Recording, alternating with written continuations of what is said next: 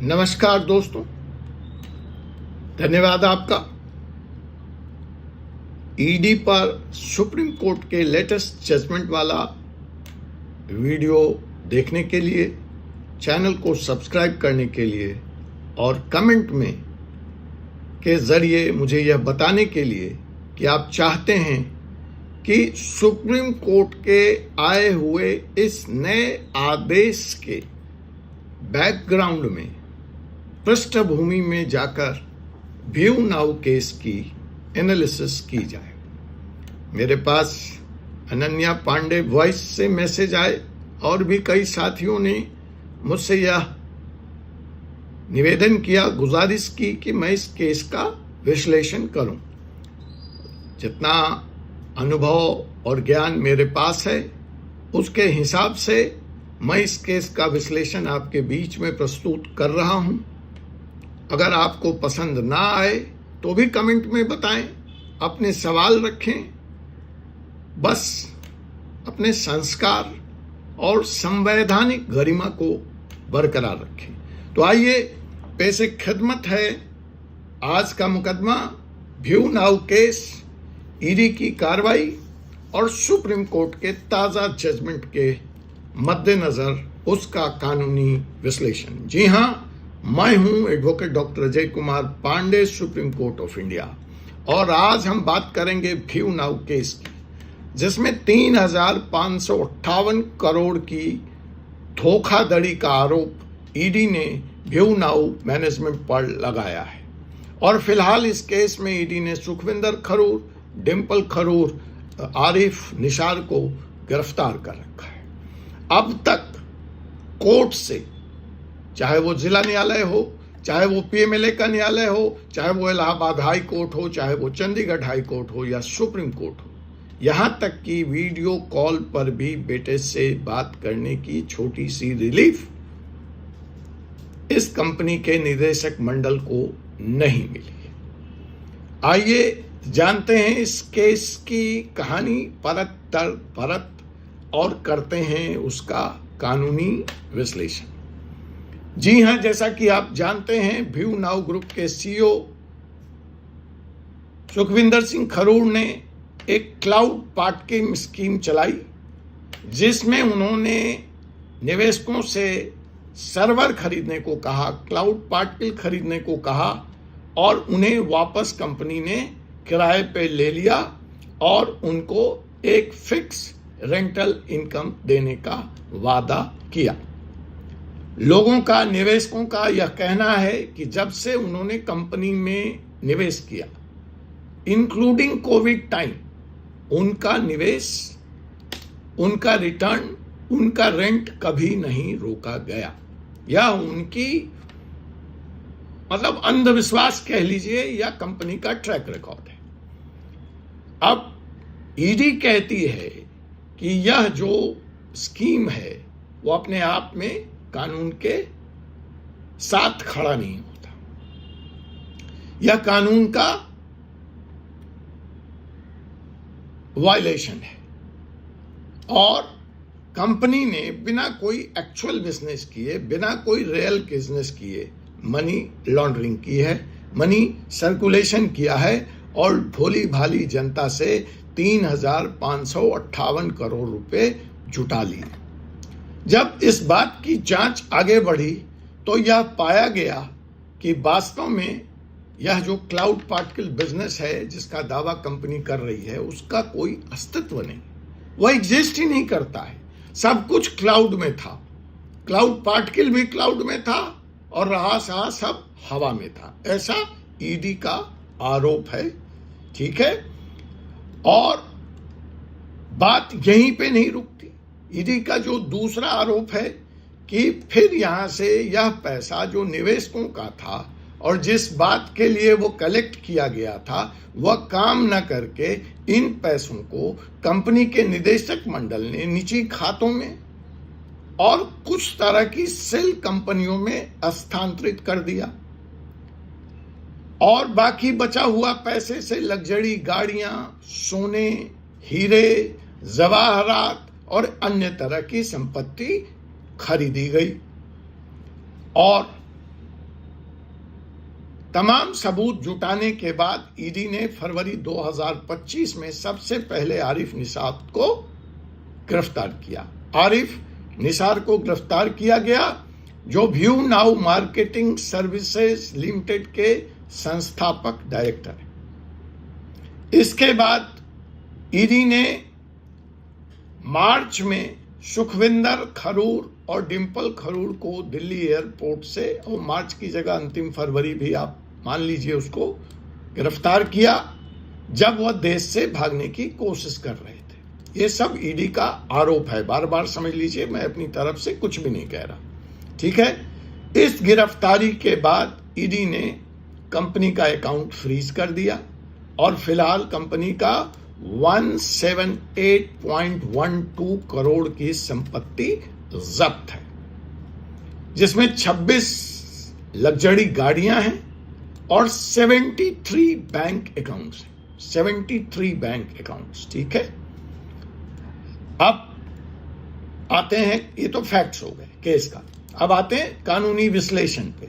तो कानूनी विश्लेषण यह है कि ईडी ने PMLA prevention of money laundering act के तहत कार्रवाई की है, जिसके बारे में सुप्रीम कोर्ट का जजमेंट आया है। हाल ही ने सुप्रीम कोर्ट ने ईडी को चेतावनी दी है कि बिना ठोस सबूत के आप किसी को गिरफ्तार नहीं करेंगे। ऑफ कोर्स ये जजमेंट छत्तीसगढ़ लीकर स्कैम मामले में आया, जहां ईडी ने आरोप लगाया कि 40 करोड़ रुपए की मनी लॉन्ड्रिंग हुई है, और जब ईडी से सबूत मांगा गया तो उसका थैला खाली निकला, उसका झोला खाली निकला, और बस क्या था, सुप्रीम कोर्ट ने ईडी की क्लास लगा दी, लताड़ लगा दी।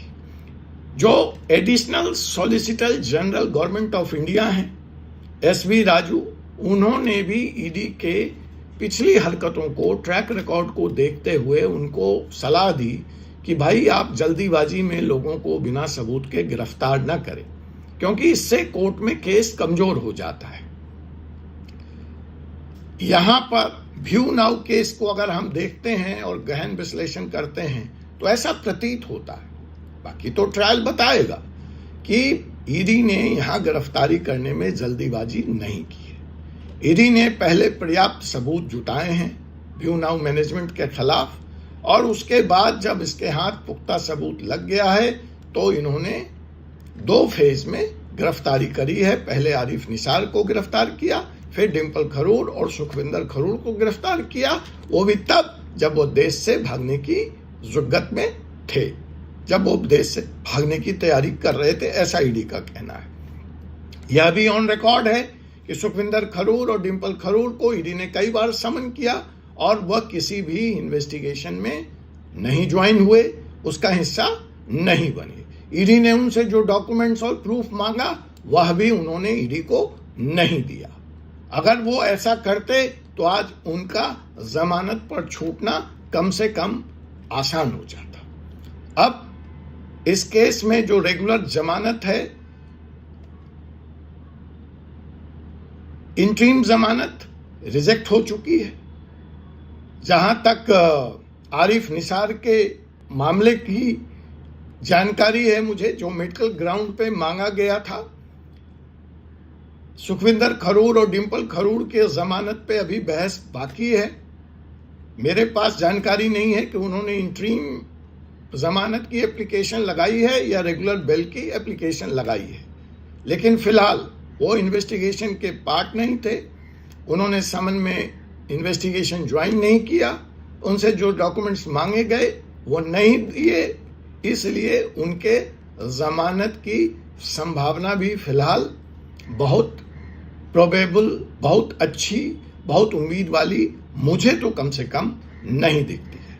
हाँ, उस केस का विश्लेषण मैं अगले एपिसोड में, अगर आप फिर चाहेंगे तो मैं करूंगा कि जमानत की क्या संभावना है इस केस में। तो साहब, अगर ईडी के तमाम ट्रैक रिकॉर्ड और प्रोसिक्यूशन कंप्लेंट के जो रिकॉर्ड मेरे तक पहुंचे उनको मैं देखूं तो मुझे ऐसा लगता है कि कानूनी दृष्टिकोण से यह केस मजबूत बना है और इसमें आसानी से निदेशक मंडल को रिहाई या जल्द रिहाई या किसी तरह की छूट मिलने की संभावना मुझे नहीं दिखती। तो दोस्तों, व्यू नाउ का यह केस एक उदाहरण है कि किस तरह से निवेशक, भोले भाले निवेशक, कंपनी के कॉम्प्लेक्स खेल को, वेब जाल को नहीं समझ पाते। देखिए, मैं बार बार कह रहा हूं, मेरा न निवेशकों से कुछ लेना देना है और न ही मेरा व्यू नाउ के सुखविंदर खरूट जी से कुछ लेना देना है। मैं एक कानूनी कर्तव्य का निर्वहन कर रहा हूं, ठीक है। और मैं सिर्फ यही कहना चाहता हूं कि देखिए, मैं मान गया कि रिटर्न में आपको कभी देरी नहीं हुई, रेंटल नहीं मिला, लेकिन यह तर्क ना कानून के गले नहीं उतरेगा। मैं चोरी करके, स्मगलिंग करके, डाका डाल के अगर आपको पैसा दे दूं तो वो कानूनी तौर पर मुझे छूट नहीं मिल जाती, मैं कानून में बड़ी नहीं हो जाता। तो सवाल यहां पे ये समझिए कि डिफॉल्ट होना या ना होने का सवाल ही नहीं है। सवाल जो ईडी उठा रही है वो 3-4 है। फेमा का वायलेशन, जीएसटी को गलत जानकारी देना, और तीसरा एक्चुअल बिजनेस का एग्जिस्ट नहीं करना। और जो निवेशक मंडल से अगर पैसे लिए गए निवेशकों से, तो उसके लिए लाइसेंस नहीं होना कंपनी के पास। और एक्चुअल बिजनेस जब नहीं है तो यह मनी सर्कुलेशन और मनी लॉन्ड्रिंग के एक्ट में कंपनी फंस गई। हो सकता है कंपनी प्रूव कर दे, मैं नहीं कहता, लिस्ट ले आए, देखते हैं। लेकिन फिलहाल भोली भाली जनता, भोले वाले निवेशक परेशानी में हैं।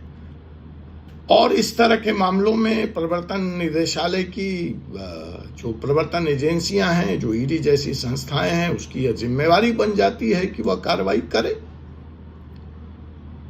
तो अगर आप मेरी बात से सहमत हैं और आपको लगता है कि मैंने विश्लेषण सही, सटीक और ट्रांसपेरेंट, पारदर्शी होकर बिना किसी के साथ खड़े हुए सिर्फ और सिर्फ कानून के एंगल से किया है, तो और आपको यह वीडियो जानकारीपूर्ण लगा, आपकी जानकारी में कुछ बढ़ोतरी हुई, कुछ इजाफा हुआ, तो इसे लाइक करें, शेयर कर दें, चैनल को सब्सक्राइब करना ना भूलें, ताकि आपको ऐसे कानूनी विश्लेषण मिलते रहें। आपसे पुनः मुलाकात होगी एक ऐसे ही वीडियो के साथ, एक और विषय पर। तब तक के लिए मुझे advocate doctor Ajay Kumar Pandey, supreme court of India को अनुमति दीजिए। जय हिंद, जय भारत, जय संविधान।